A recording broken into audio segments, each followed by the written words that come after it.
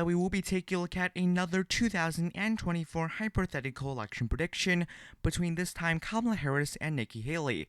Kamala Harris being the vice president under Joe Biden right now, and Nikki Haley being the former ambassador to the United Nations and the former governor of the state of South Carolina.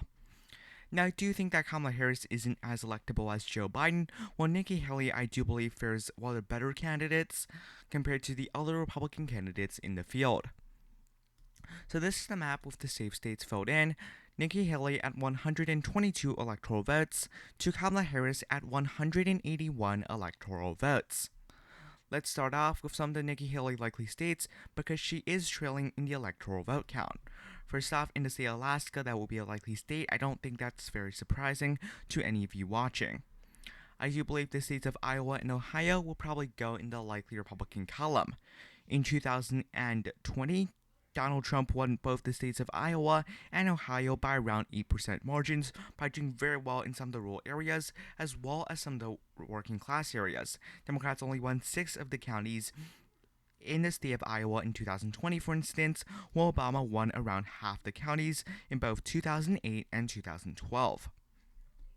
Moving on here to some of the other likely states for Nikki Haley, let's go to the state of Texas.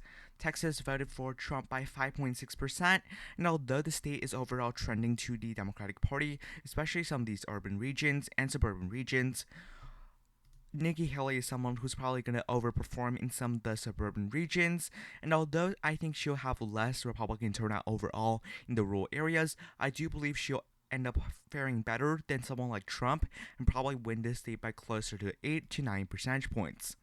Now going to the state of Florida. Now this is a state where I think Nikki Haley might do slightly worse than Donald Trump, but in 2020, Trump was able to win the state by 3.3 points, and the trends, especially in the Hispanic regions, such as Broward County, Miami-Dade, the largest county in the state by far, trended 22 points to the Republican Party, for instance. And I do believe that pretty much whoever the Republican candidate is will be able to win the state of Florida, and I think that Nikki Haley will probably win the state by around 8 to 9 percentage points. Finally, in Maine's 2nd Congressional District, I still see that as a likely state or district for Nikki Haley. Now going to Kamala Harris's likely states, Colorado, New Mexico, and Virginia. I don't think that's very surprising for any of you watching who have a bit of understanding about politics, because these 3 states typically all vote for the Democratic Party by around a likely margin. Now going to the state of Maine as well. Maine voted for Joe Biden by just around 9 percentage points. This state has been getting closer in the past couple of decades, because Democrats were typically able to win the state about 2 decades ago by around 30 percentage points. Now the state is down to about 9 to 10% margin for the Democratic Party consistently across the board. Now I think that the state will trend right even further, but I do believe that Kamala Harris will probably hold the state by around 5 to 6 percentage points. Now let's go to all the remaining states, which will be in the lean or tilt categories. Let's start off with the state of Nevada. Now, in the state of Nevada, what really matters is the county of Clark, which makes up about 75% of the state's total vote count. Now, in 2020, Joe Biden won the county by around 91,000 votes, and he ultimately carried the state by just around 35,000 votes.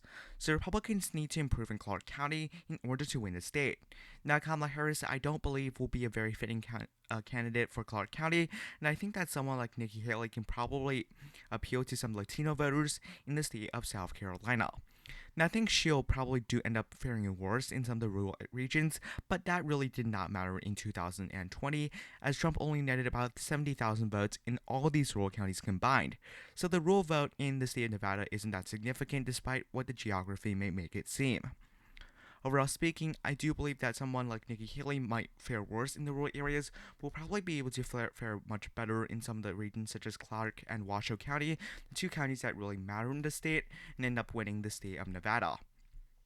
Now going to the state of Arizona. Kamala Harris is not someone who's going to be able to appeal to many moderate voters. Kamala Harris doesn't have the best reputation. Nonetheless, the state is heavily trending to the Democratic Party, and I think that will ultimately be able to prevail for the Democrats. We see that from the shift in 2016 compared to 2020, Democrats overperformed in both Maricopa County and Pima County by 5% or more. which suggests that these two counties, which make up about 80% of the state's population, that will really help the Democrats end up winning the state of Arizona, and therefore I do believe this state will still probably end up going to Kamala Harris. Now going to the state of Georgia. This is one of the two competitive states that borders the state of South Carolina, where Nikki Haley had previously served as governor in.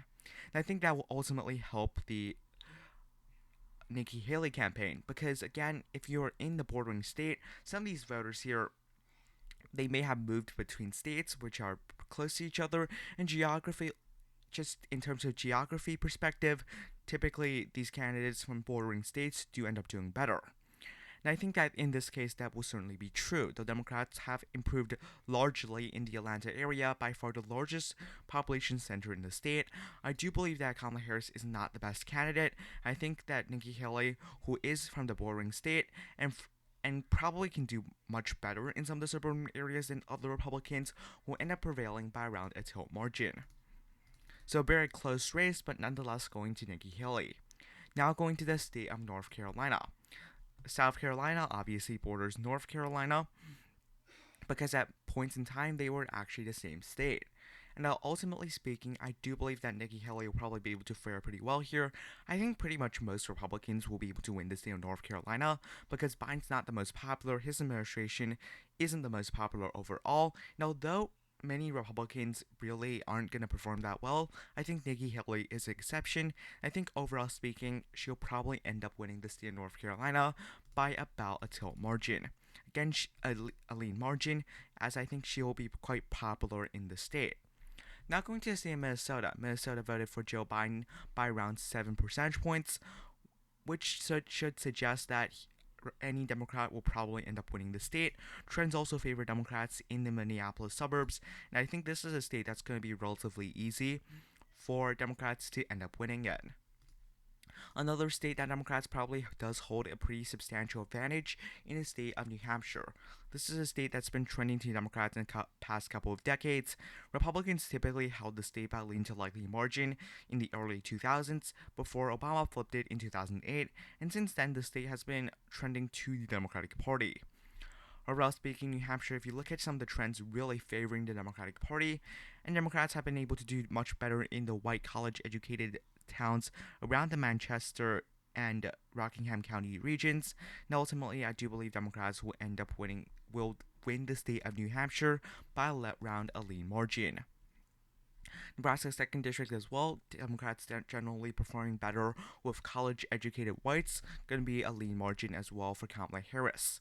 Now going to the state of Wisconsin. The state of Wisconsin voted for Biden by just 0.7 points, not necessarily the most significant margin. Some of the trends here actually favor the Republicans. Joe Biden was able to win by overperforming in the very crucial wild counties, especially Waukesha County, where Trump only netted 56,000 votes, or around a 20% margin, while he netted about a 27% margin there in 2016. We do see that Democrats, however, are underperforming in many of the regions surrounding Ron Kind's district. And I do believe in the long term, Republicans will consistently hold the state by around 2040, by around a lean to likely margin. I do believe right now Nikki Haley is a decent candidate, probably going to end up winning the state of Wisconsin. Now going to the state of Michigan. Michigan's quite the opposite to Wisconsin. It's not really trending in either direction. If we look at some of the trends in 2020, we saw Democrats do very well in some of the more liberal/suburban regions where Democrats consistently saw gains. For example, Kent County trended 9 points to the Democratic Party. This is a more suburban region where many of the suburban voters trended to the Democratic Party. Similar story in this county of Oakland, trended 6 points to the Democratic Party. Partially it was because of the better environment overall for Democrats, but that's also because, mostly speaking, that Democrats just consistently do better in some of the suburban regions.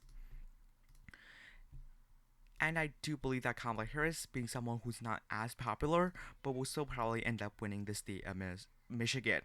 Now finally going to the state of Pennsylvania, this state will again decide the presidential election, as neither candidate has actually reached the 270 votes needed to win.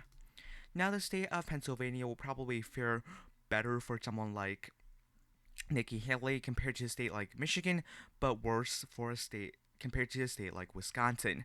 This state has a lot of rural voters compared to the other two states, but also has a comparably larger population. Democrats have been able to improve a lot in some of the suburban regions around the Philadelphia region, and as well as some of the exurban regions that are like Cumberland County or Dauphin County. These are areas that traditionally voted for Republicans are now shifting towards the Democratic Party, as well as counties like Berks and Lancaster. I think someone like Nikki Haley will probably fare well in some of the suburban regions. She'll probably lose some support in the rural areas, which does matter in a state like Pennsylvania where a rural population is more significant. Nonetheless, overall speaking, I just don't think that someone like Kamala Harris will be able to win the state of Pennsylvania. And I think Nikki Haley, despite being from the South, does have some appeal in the Rust Belt. And overall, I do believe Kamala Harris will win the election 286 to 252. Thank you for watching. Have a nice day. Goodbye.